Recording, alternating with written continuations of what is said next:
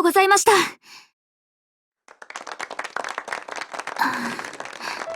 なんだか調子出ないな。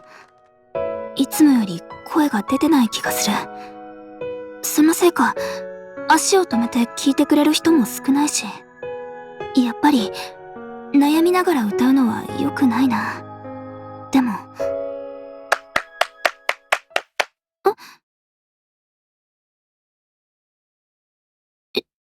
いおりさん？久しぶり。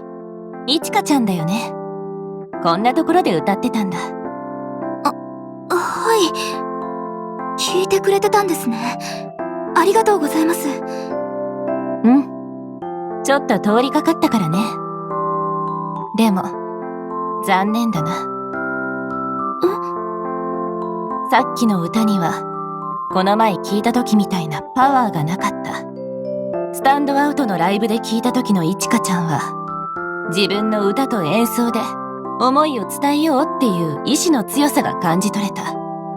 でも、今のいちかちゃんは、そうだな。何を伝えればいいのか迷っていて、頭がぼんやりしたまま歌ってる感じ。かな？やっぱり、そうか。ねえ、この後時間ある？ちょっと話そうよ。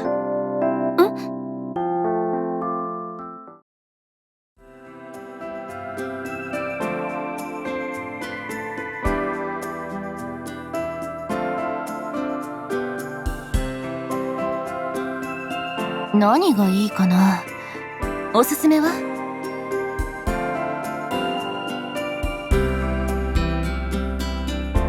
そう。じゃあ、その水出しアイスコーヒー一つ。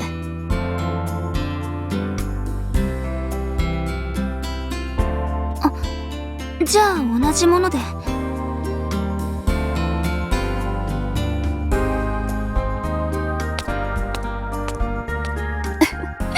なんだか変な感じだね。二人でカフェにいるなんて。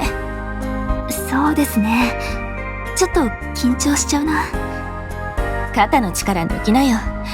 そんなんじゃゆっくり話せないでしょ。それで、何かあったの？もし悩み事があるのなら聞くけど。ありがとうございます。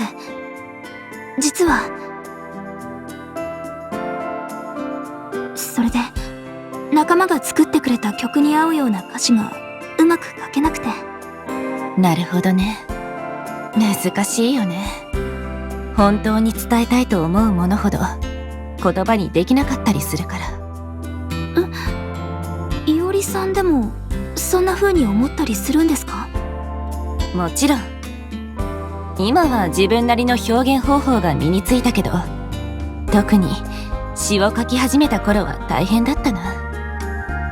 どう言葉で表現すれば思いが伝わるのかわからなくて、いろいろなアーティストの曲を聴いたり、詩を見て書き方を真似してみたり、いろいろ試してみたけど、結局自分にはこのやり方しかないって形に行き着いてからはもう迷わなくなった。自分にはこのやり方しかない。いおりさんはいつもどんな風に詩を書いてるんですか？私はまだ自分のやり方が見つからなくて、どう作ればいいのか迷ってるんです。そうだな。これはあくまで私のやり方なんだけど、聞いてくれる人にどうやったら思いが伝わるのかを一番に考えて書いてるかな。あえてそこをぼかす表現をする人もいるけど、私は言葉で、曲でしっかり伝えたいって思ってる。いおりさんは自分の言葉で自分の伝えたいことを伝えられるんですね。かっこいいな。スタンドアウトの曲何度も聴きました。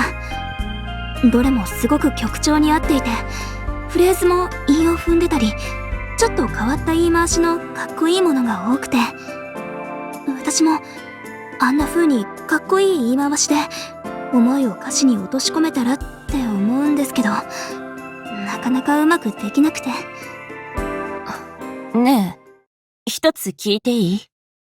さっき、私の書いた詩みたいなものを書きたいって言ってくれてたけど、それってどうして？どうしてって、おしゃれでかっこよくて、耳にも残るし、何度も聞きたくなるから？なるほど。いちかちゃんが納得できる歌詞が書けない原因は、そこかもね。いちかちゃんはさ、詩を書くときは、凝った言い回しだったり、韻を踏むことなんかが大事だって思ってるんじゃない？少なくとも私は、そういうものが歌詞にとって一番大事だとは思ってないよ。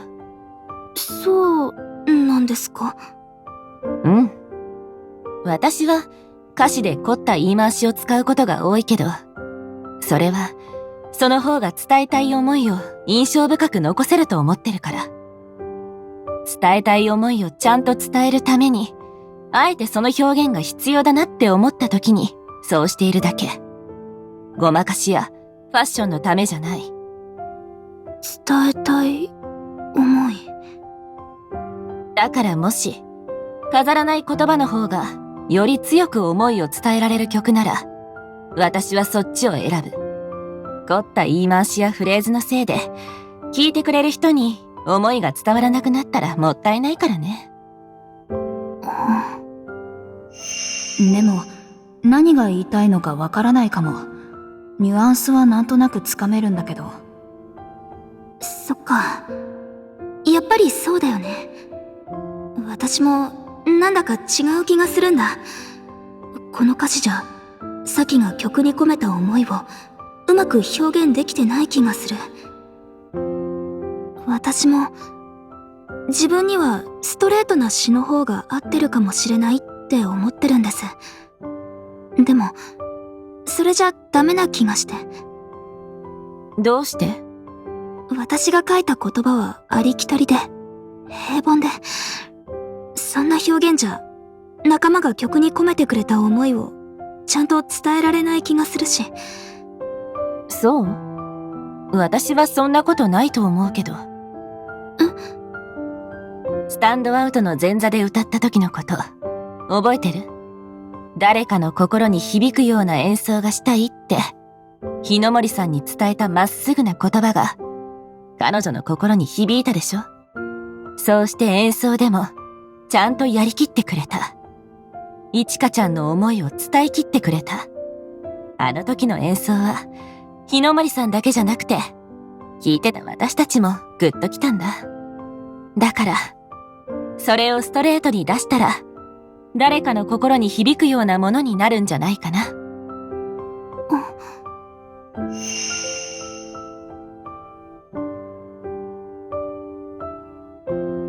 いちかちゃん、自信を持ちなよ。君には思いを届けられる力があると思う。君らしい言葉でみんなに伝えればいいんだよ。いおりさん。はい、ありがとうございます。